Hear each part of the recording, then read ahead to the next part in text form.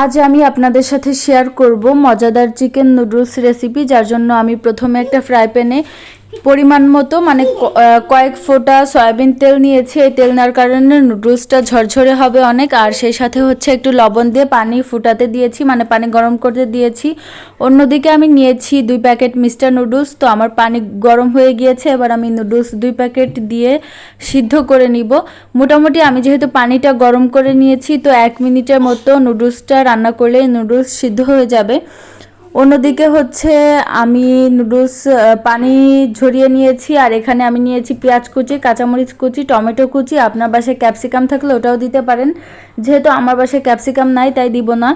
তো এবার হচ্ছে আমি পেঁয়াজগুলো লাল লাল করে ভেজে নিয়েছি, মানে হালকা লাল হবে এমন করে ভেজে নিলে হবে। তারপরে তার মধ্যে দিয়েছি কাঁচামরিচ আর হচ্ছে মাংসগুলা দিয়ে দিয়েছি।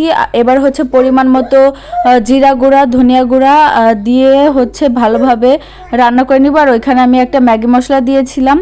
অন্যদিকে আমি একটা ডিম নিয়েছি। তো এবার ভালোভাবে এগুলো মিশিয়ে নিব। তো এগুলো ভাজা হয়ে গেলে, মানে মাংস প্রপারভাবে সিদ্ধ হয়ে গেলে আর ডিমগুলা রান্না হয়ে গেলে তার মধ্যে আমি দিয়ে দিব টমেটো কুচি।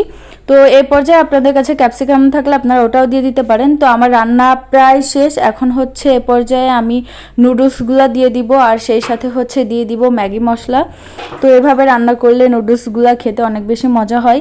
তো আমি কিন্তু একটা টমেটো সসও দিয়েছিলাম মশলা যখন করি, মানে মাংস যখন কষিয়ে নিচ্ছিলাম তার মধ্যে। আপনারা চাইলে ওর মধ্যে সয়া সসও ইউজ করতে পারেন, যেহেতু আমার বাসায় সয়া সসও ছিল না তাই আমি সয়া সসও দিতে পারিনি।